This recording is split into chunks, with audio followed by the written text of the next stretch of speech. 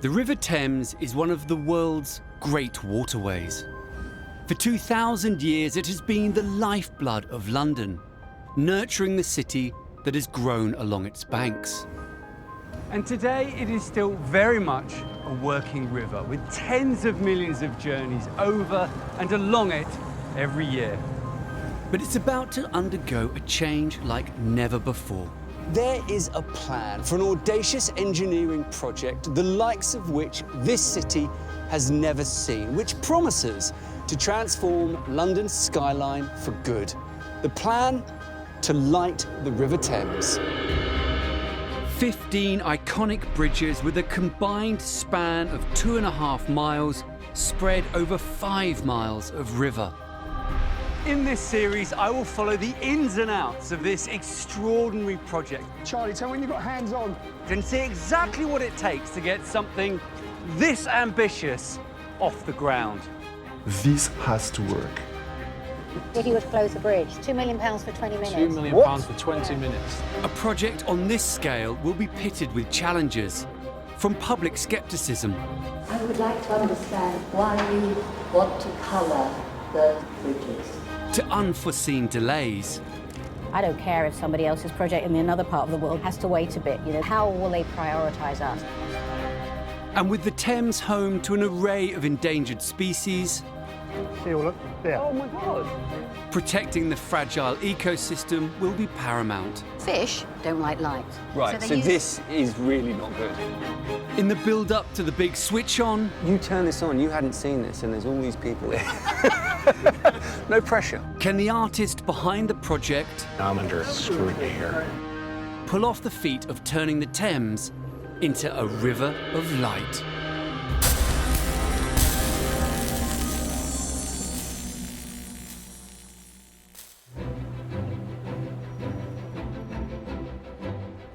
My name's Charlie Luxton. I design buildings, I run an architecture practice, and I like bridges a lot.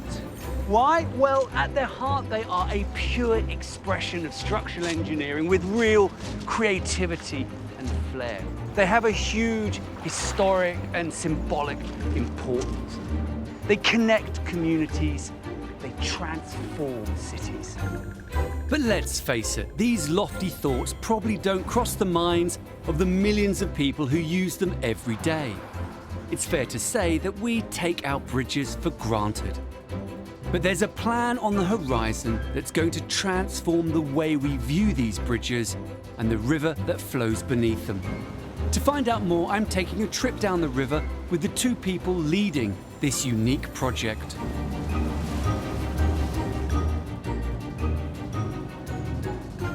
No one has ever done anything like this before, and there's a very good reason. It's really difficult. It seems simple, but it's really difficult. I can wake up on one side of the bed and think all it is sticking lights on a bridge. But actually it's far more only. complex than that. The plan is that in 8 months' time, the project will go live.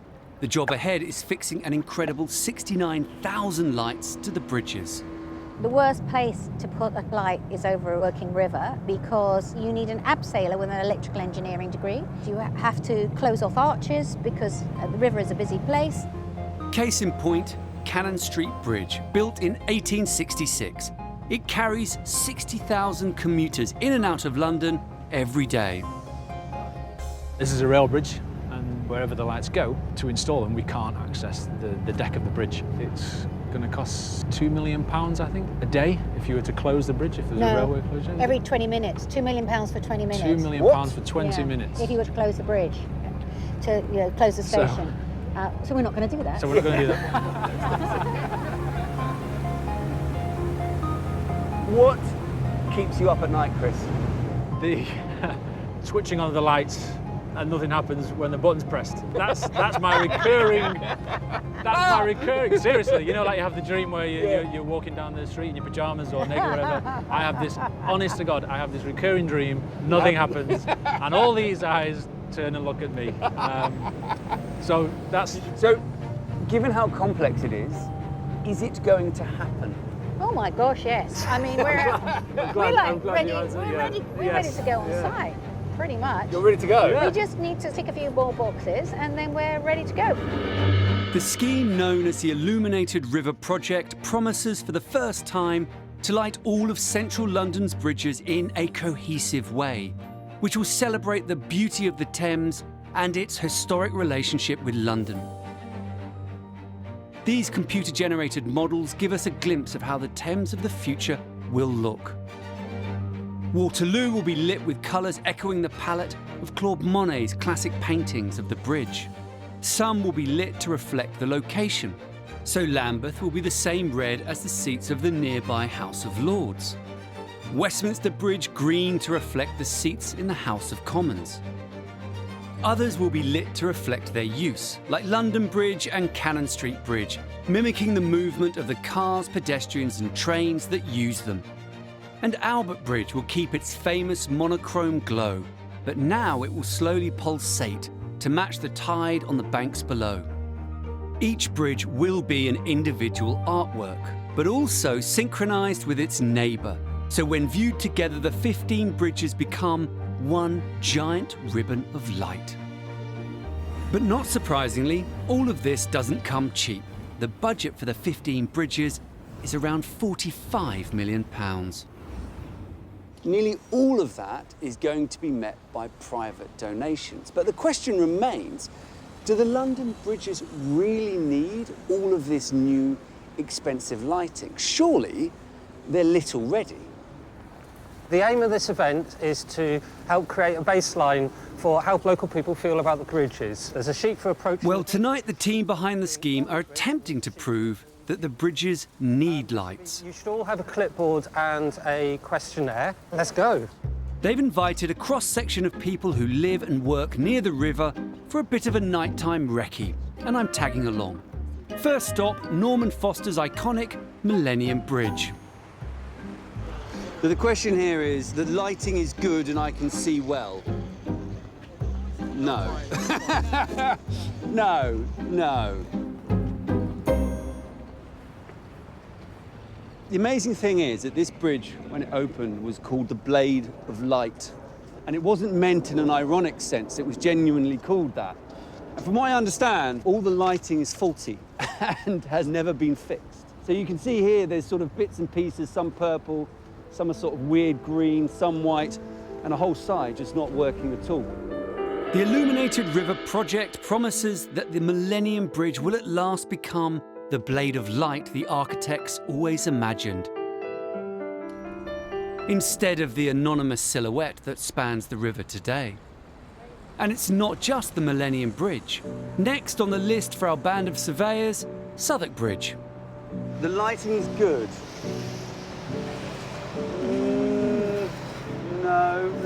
No. It's proving an interesting exercise in reassessing the familiar. You start to notice completely different things, like, is it well lit? Things that you don't really think about when you're just going about your daily business. It's quite amazing when you put that lens on, you go, right, I'm really thinking about the lighting and the experience that I have. Some of it's lovely, some of it's awful, some of it's just not lit. What do you make of Cannon Street? It's just a dark void. Walking along here this evening, you suddenly realise that the bridges are not at their best in any way. And while some of the bridges have been illuminated in the past, they have all been lit as individual entities without any thought for the river as a whole. Coupled with the fact that much of the previous lighting has now failed, the overall picture is, well, unsatisfactory to say the least. And when you see the lack of care that's been given to these bridges, you understand the potential for this project. So who exactly has been given the job of transforming London's bridges? Well, he's based here in New York. I've come to the Brooklyn studio of Leo Villareal to have a look at his blueprints for the River Thames. Hello, Leo. Hey, how you doing? Very nice to meet you. Nice to meet you. What an incredible space. So Yeah. this is all your work? It is. Wonderful. Leo is an artist with a 20-year career specializing in light. He uses intricately arranged LED lights and computer coding to create these complex, pulsating light installations. So this is one of the early pieces. Yeah, this is a piece called Strobe Matrix that I made in 1997. This is my first light sculpture ever. It's 16 strobe lights. Is that it? It's only 16? Only 16. So 16 pixels, effectively? Yes. This was created out at Burning Man. The Burning Man Festival is a yearly event which sees a temporary town created in the Nevada desert. For 1 week every August, 70,000 like-minded souls get to live out their wildest dreams in a frenzy of self-expression and artistic freedom. My first experience there was getting profoundly lost. And so I decided to create this beacon using strobe lights and a microcontroller and started programming it. I didn't think of it as an artwork. I thought of it as a way to get home at night. But I brought it back to New York and put it on the wall of my studio and put an acrylic cover over it and realized I was onto something. Leo is now one of the world's foremost light sculptors, and his installations regularly sell for six-figure sums.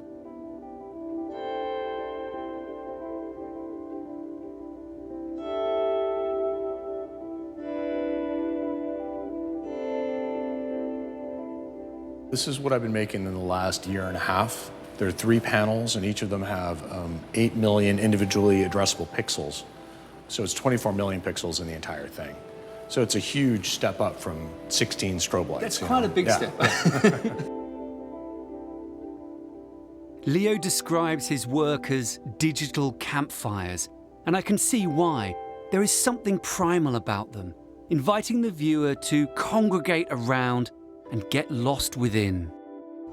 This is not a loop. All these layers are all independent and being dynamically recombined. So you never see the exact same layering twice. So if this ran for the next 1,000 years, you would never get exactly the same sort of moment or sequence on the screens? Never the exact same combination. I'm treating each individual pixel as its own unit. I mean, you talk about them as though they're sort of alive. I mean, is that how you view them on one level? They are. They have personality, and they're mysterious as well. And I like preserving that sense of mystery.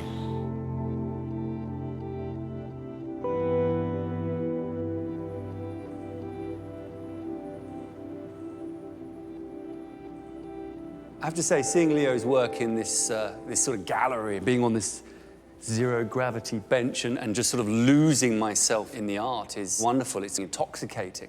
But I'm fascinated to see how these wonderful ideas translate onto a city-scale piece of work. And to do that, I need to head west, to San Francisco, and have a look at a bridge that Leo has already worked his magic on. Not this one. This one. This is the San Francisco-Oakland Bay Bridge, known as the Bay Bridge. It was built in 1936, and when it was finished, it was the longest bridge in the world, the biggest single span.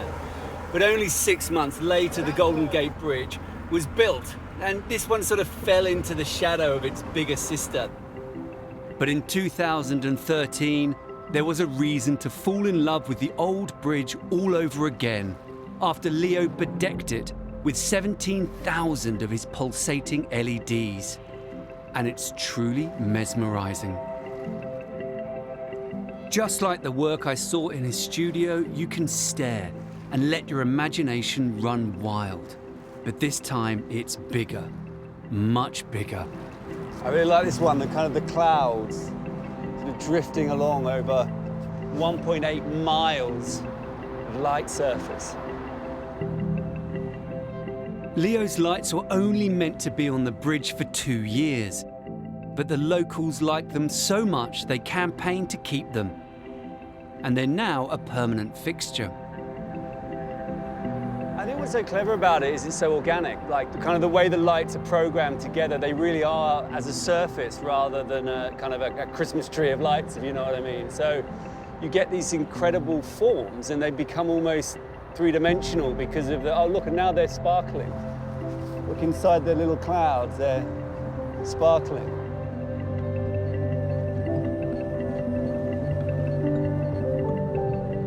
You could just dismiss this as being some lights on a bridge, but you'd have to be a pretty hard-hearted soul, because this art project, the Bay Lights, is one of those wonderful bits of alchemy where the outcome of the project is so much bigger than the sum of its parts. And I, for one, am enormously excited to see what this approach can bring to 15 bridges in London.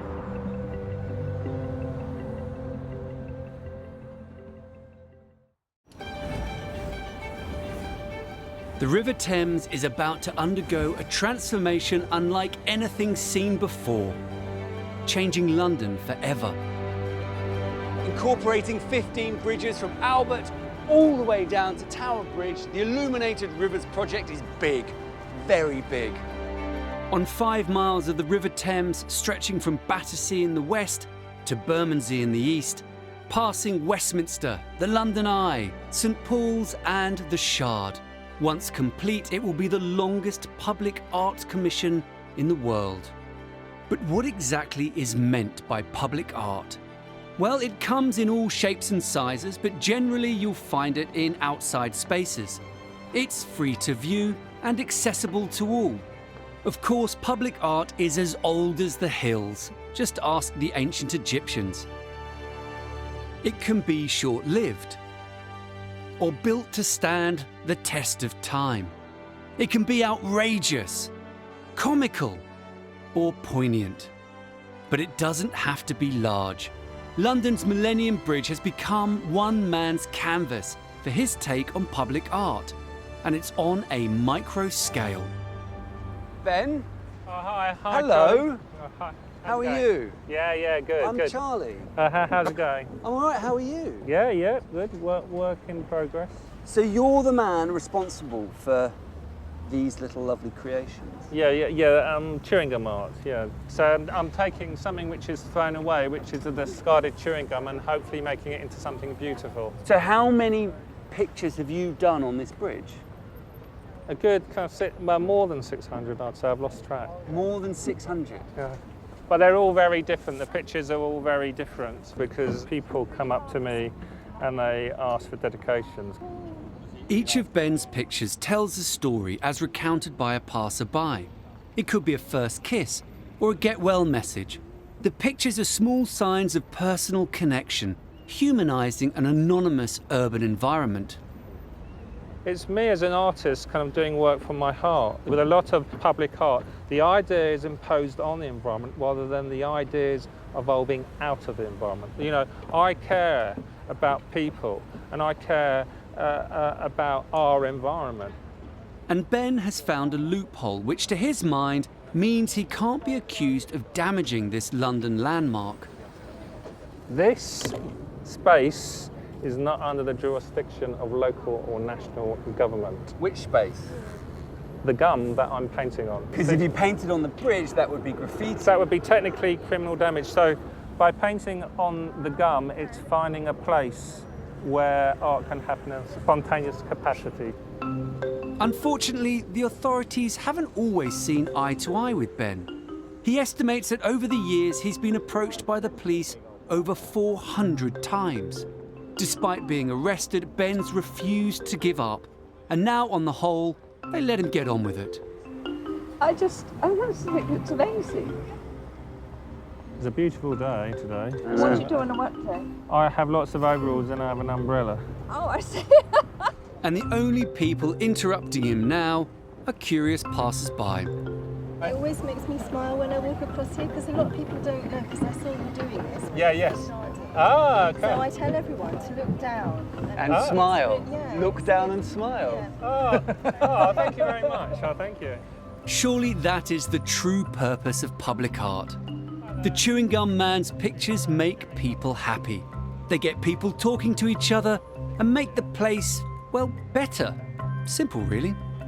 It's also a bonus that his art costs next to nothing to create, which is very much not the case for the Illuminated River. The project is being backed by the Rothschild Foundation of billionaire banking fame. Hannah Rothschild is a project trustee. The Thames, after all, is the heart that runs through the city, connecting north, south, east, west. So if you're going to do the bridges, you've got to do more than one. You've got to actually, I think, put light back into the heart of the river. Hannah's family charity has a long history of funding grand projects, from museums and art collections to social housing and hospitals. I came up with the idea, and then I was lucky enough, to be part of a family that has the wherewithal to catalyse projects like this. That's one aspect of it. But, this has been one of the most challenging and interesting projects that I've ever done.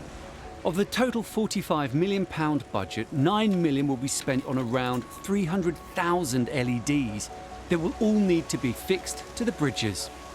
Today, project director Sarah Gaventa and lead architect Chris Waite are in the Netherlands for a meeting at the headquarters of their supplier, Philips. Sarah's already placed the first part of the order, but recent news has raised concerns. Philips told us that there's a worldwide shortage of luminaires coming up. So they're really worried about not having enough lamps. If the lamps don't arrive on time, there isn't a project, basically. The plan is for the main work to start on the bridges in less than 3 months. Without lights, that won't happen. I don't care if somebody else's project in another part of the world has to wait a bit. How will they prioritise us? I want them to feel that they should prioritise us. I share all your concerns. These guys have to believe in this project like we do. Otherwise, we've got little chance of making it a success. They've secured a meeting with Eric Rondelat, CEO of Philips Specialist Lighting Division. Hi, Eric. How are you? How are you doing? Good, thank you. I bought you a little gift. Some biscuits from London. It's even got a bridge on the cover. Fantastic. I don't think we're lighting that one, but... You are? This one? Yes. That's the Tower Bridge. Yeah. Yes. We're lighting the Tower Bridge, that's a good news. Yeah? Yeah, well, obviously we've got a lot of news for you then. It seems the London project is not as firmly on the senior management's radar as hoped. I thought the Tower Bridge was not in the project at the beginning, was it? Yes, it always was. Well, that's fantastic. Sarah's prepared a short presentation to remind everyone of the huge scale of the project. Okay, everybody all right? So it is from Tower Bridge to Albert Bridge. So it's 15 bridges in central London. That's really nice. And I think the thing that I think is quite amazing about this project is just how many people will see it a year. It's about 200 million people, so the potential is absolutely huge.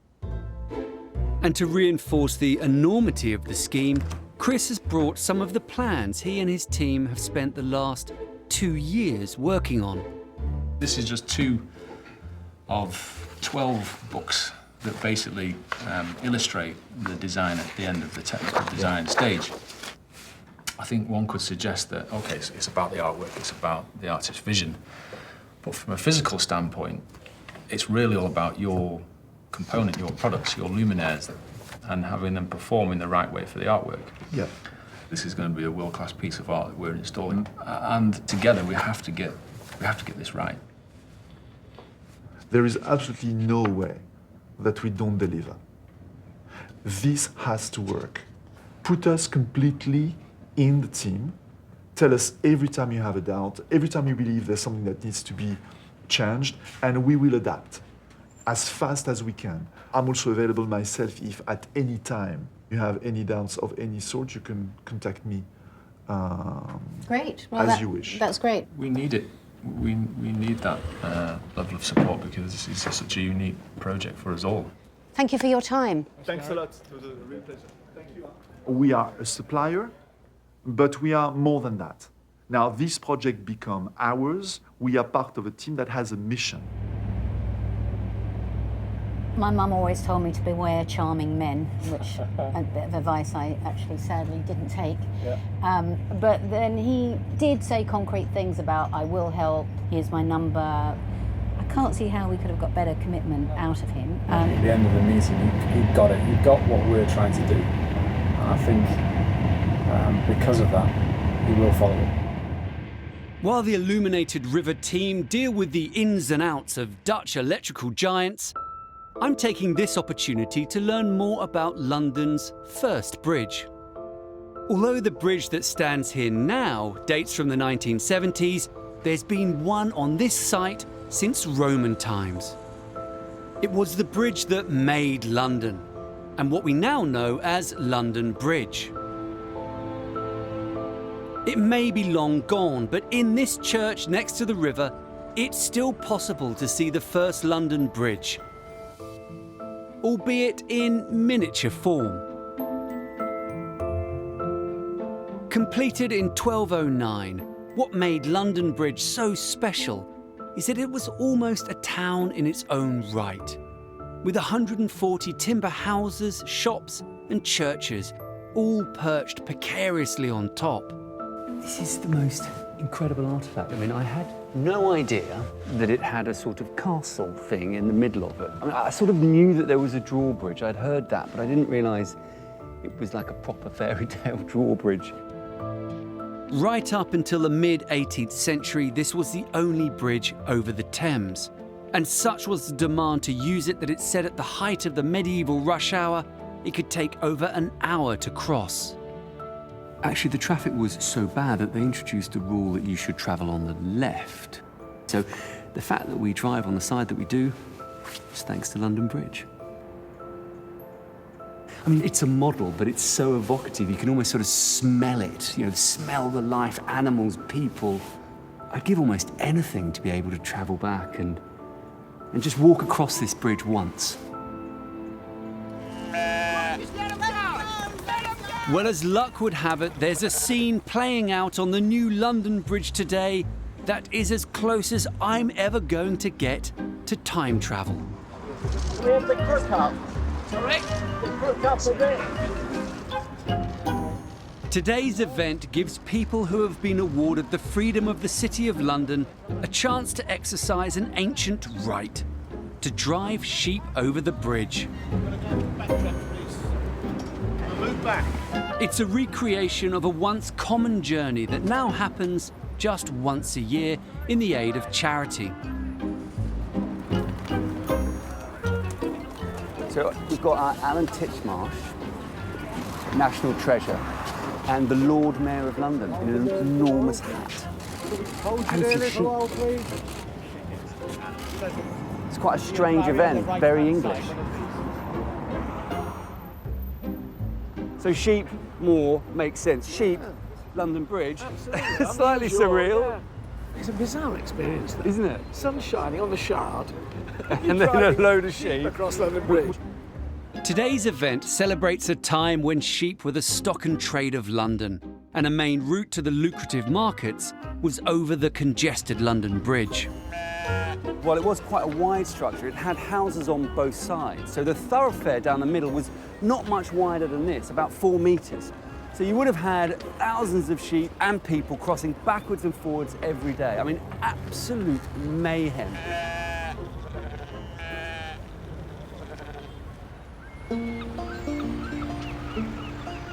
It's 8 a.m. on a wet December morning, and it's good news.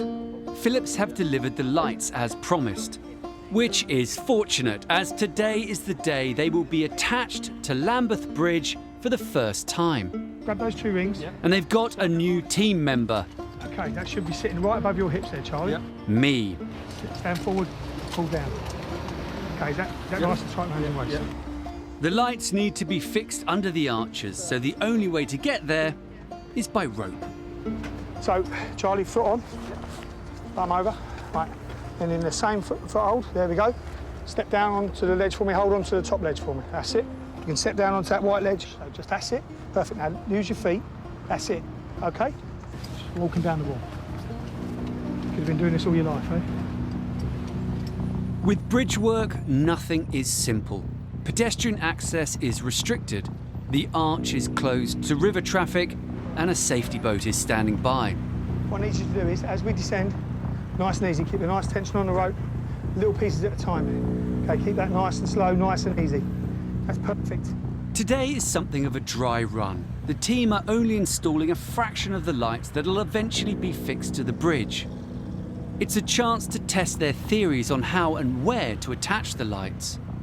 It'll be at least another year until the full installation on Lambeth Bridge, but today is an important part in the meticulous planning process. So now you can see the beam that we're attaching. Yep. Okay? Yep. Let me just come under there, please, Charlie. Right, get your foot up against that beam, Harry, and push it out to me a little bit. That'll do there, that's perfect. So what I'm realising is that this project involves a lot of hanging around, a lot of working in a not the most comfortable situation. I have to say, I'll take my hat off to these boys because they're going to be down here for months getting this right. James, is that light rigged up? These lights are seriously top end, totally weatherproof. Each contains 36 individually programmable nodes, casting light in an almost infinite array of shapes and colours. So the light's going to come over. Yeah. I'm going to be over there, you're going to swing it to me and I'm going to pass it up to Harry, OK? Right, OK, listen, look, you've got to understand that Charlie's here. So what I need you to do is keep it away from above his head, OK? We've got a famous man here, all right? A good-looking famous man, all right? We need to keep it. This is his business, all right? To what extent Lee is really concerned about my welfare, I don't know. Right, nice and easy, please. But at £1,200 a pop, he's probably more worried about his lights. Charlie, tell when you've got hands on. Lovely, swing to me. Fantastic, OK. All right, it's coming over to you, Harry. Give me some slack. Nice one, cheers, fella. After 1 hour, the first light is finally in place. He's doing well. I tell you what, he's better than you. Do you want a job, Charlie? So that is just fitting one light. All those people, all those ropes, all those bits of gizmo and kit, just to get one light down and into place. And this project needs thousands of lights fitted on 15 bridges. It really is quite some undertaking and tiring.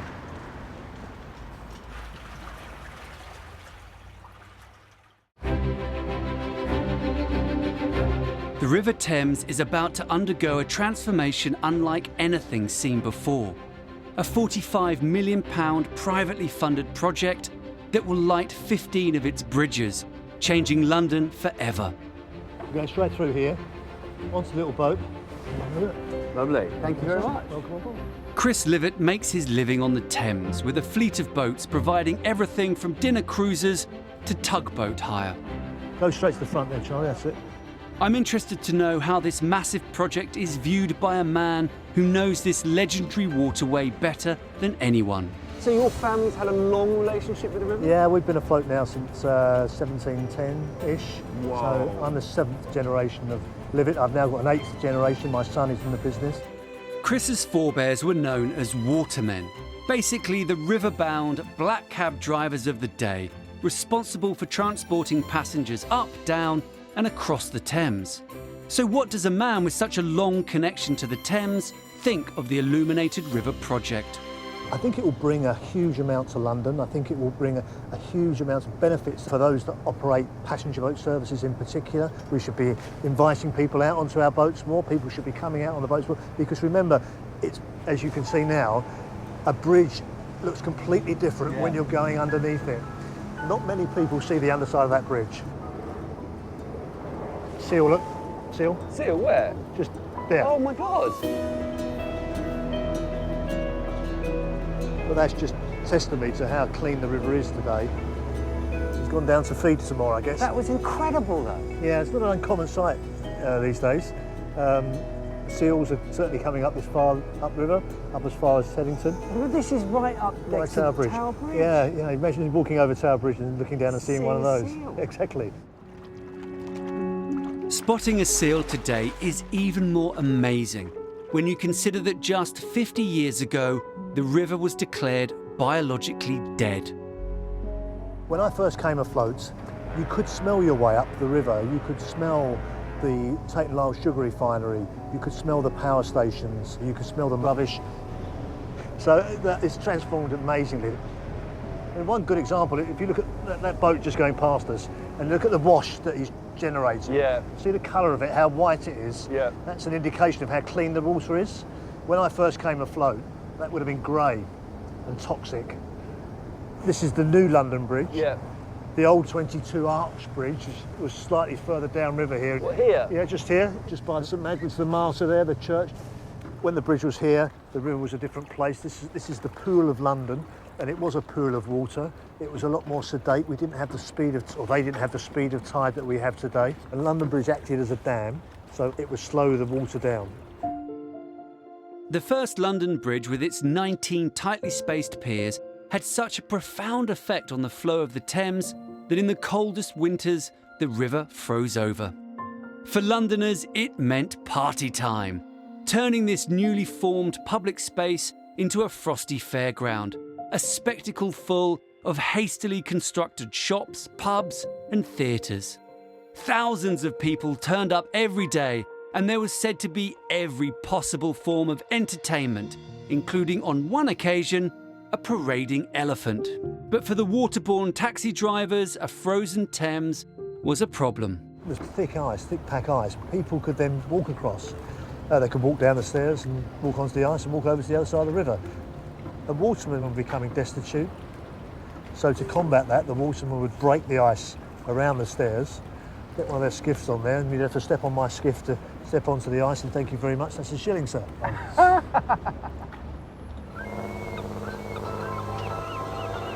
But what happened to that wonderful old 19-piered bridge that so spectacularly dammed up the River Thames? Well, it turns out that it was the ice that it was in part responsible for that was ultimately the end of it. Historian Travis Elborough continues the story. There's a really intense winter in 1813, 1814, where the Thames freezes over. And the frost really does the stonework in, and ultimately they, in 1821, decide they're going to have to build a new bridge.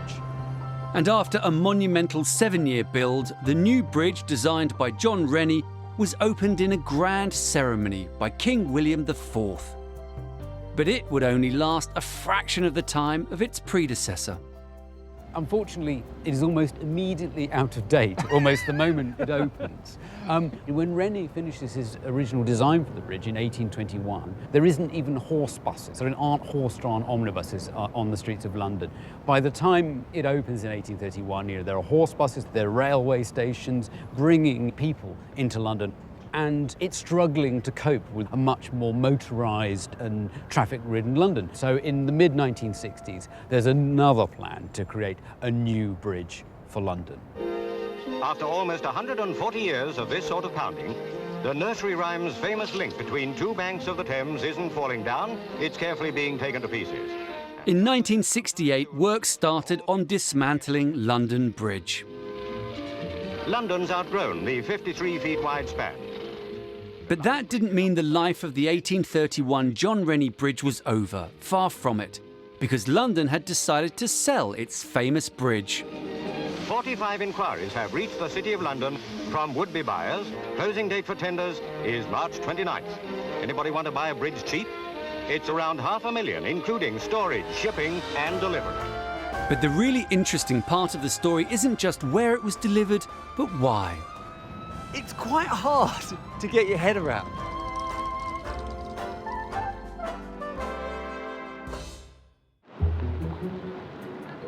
After deciding the 19th century London Bridge was too small to cope with 20th century traffic, London Bridge was put up for sale. The proud new owner was to be this man, Robert P. McCulloch. And he rebuilt London Bridge here, in Lake Havasu City, Arizona. Despite persistent rumours that he thought he was buying the more photogenic Tower Bridge, McCulloch knew exactly which bridge he was getting. And it's hardly surprising to learn he'd done his research, considering the eventual price tag was $2.5 million. It is genuinely quite surreal to be here. It's the high 20s. I am in basically the Arizona desert. And that is Old London Bridge that spanned the Thames in London for 130 years. And yet here it is in all its pomp and beauty. It's quite hard to get your head around. Havasu, with its population of some 50,000, is now a bustling tourist resort. favoured by college kids and retirees alike. But when McCulloch brought his bridge here, it was a very different place altogether. We moved here in February of 1965. Rick Kingsbury was one of the town's first residents. There was around 600 people and around 20 homes. We lived in a 30 by 8 foot trailer. And it was 3 months before we had running water, and it was 5 months before we had electricity. For the life of me, I couldn't figure out what I had done to make my parents so mad that they would bring me here. But the great speculator Robert McCulloch had grand plans for Lake Havasu, and he hoped that London Bridge would put the town firmly on the map. I was 16 when the bridge came. It was really exciting to see all this stuff. The stones coming was a big news thing, you know? And you could smell it. You could smell London. You could smell the Thames. And when the bridge came here, it was black. Yeah. And as you see, the sun has bleached it out.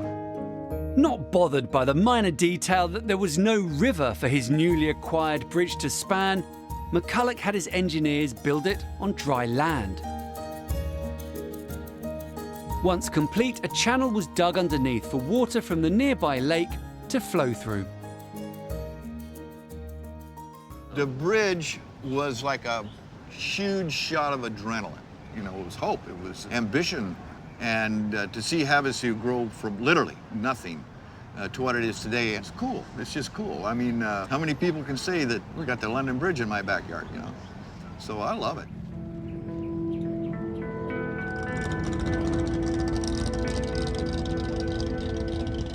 It's funny because I came here half expecting to be underwhelmed. You know, it's such a strange idea, bringing London Bridge and sticking it in the middle of the desert. But it's been anything but that. It's far exceeded my expectations, partly because the bridge itself is absolutely beautiful, and partly because the way it's being taken to the very heart of this community, being the spark for a new community. Despite all the odds, it really works.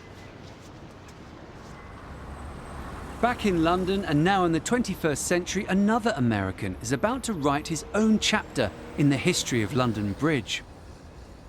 Last night we had this, what looked like a very large bucket going out across the bridge. Artist Leo Villareal's team has spent the last 2 weeks fixing test lights to 4 of the bridges in the scheme. All his ideas so far have been tested on computer-rendered models. Now, for the first time, he is testing them on the actual bridges. You know, this is the first test as part of a kind of long series. So you actually get to reveal, oh my God, look, it started. All right, okay. You get to reveal the architecture. Here on London Bridge, the existing lights have been turned off and replaced with 20 metres of Leo's bespoke LEDs. Connected by Wi-Fi, Leo can control how they look from his laptop. I guess those are these little pixels here. Yes. So it's very important to see the actual lights on the actual bridge with our own eyes, because we're making major decisions, and the more information we have, the better decisions we can make. And the photos, it looked like it was much more like a hot band and then like a dark area. The test today will have huge implications on how the project moves forward. There's plenty that needs to be ironed out. How many lights will they need? Exactly how to attach them, where to direct them, the brightness, the colour, the hue. If they make the wrong call today, the cost could be huge. You know, it's a lot of responsibility. You know, this is a lot of money, a lot of effort that's going into it, and we have to get it right. It's a birthing process, and it's a little, you definitely feel vulnerable in that. But this isn't a birth that can happen behind closed doors. Looking on are a whole raft of representatives, from the bridge owners to the city planners, the light manufacturers to the financial backers. Are they at full right now? Full? No, they're not at full. Now I'm like under scrutiny here. It seems a lot of people have got an interest in how these bridges are going to look. You turn this on, you hadn't seen this, and there's all these people there. No pressure. Got my fan club, yeah. Yeah. And you've also got to do the kind of the mental leap now of, if you like, this is 1 pixel of the giant screen that you're going to be creating down the river. All of these bridges. Well, what the 3 happens that we with this can see. bridge, and then, you know, Cannon Street, and on and on and on, because here we can Southern see 4 Millennium, bridges. yeah. You know, so there's a lot to do. The light test on London Bridge this evening represents less than 5% of the planned total. It's been really intriguing tonight. A, to see so many of the people working on the project in one place together, seeing the start of it all, really, the start of something physical happening, but also to kind of understand the scale of it. Because it's one thing to see those amazing computer graphics and renderings of the river of life through the middle of London.